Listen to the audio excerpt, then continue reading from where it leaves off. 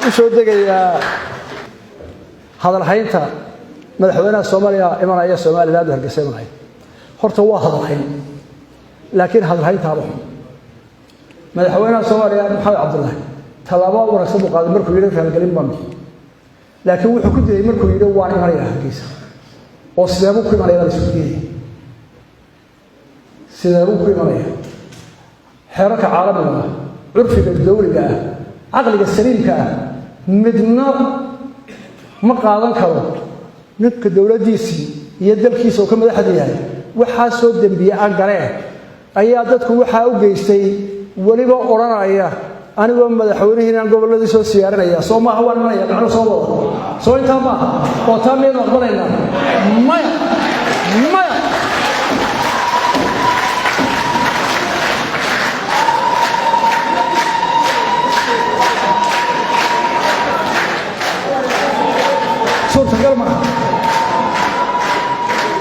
ما يلينو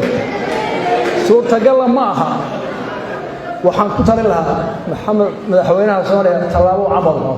kala galin baad bixis waxaan u qaadanay inaad nabad iyo aqlida soo socoto laakiin ku ibsan meeyno inay laga yeeyo oo ku siyaaranaya taasi waxay dhalinaysaa caro horre iyo colaad horre iyo cadaawad inaan u baxayn oo baro markaan soo koobo hadal haynta leeyo wuxuu imanayaa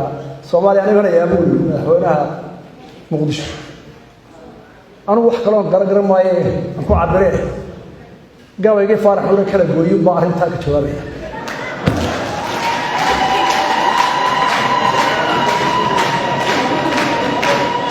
faarax uu yiri qosol beera foolal qayaxan qeyla garanay boorana fi laga qafiyay qabarno hoosiyaalay toqon baa halkii lagu qatari qoorta soo dhigay maaliga mid yalay qarshaa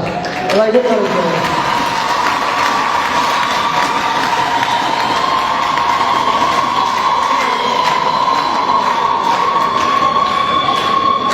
qoontii lama baaranine qarayara nabadu waryaara kala muuqsan oo wasalaamu calaykum wa rahmatullahi wa barakatuh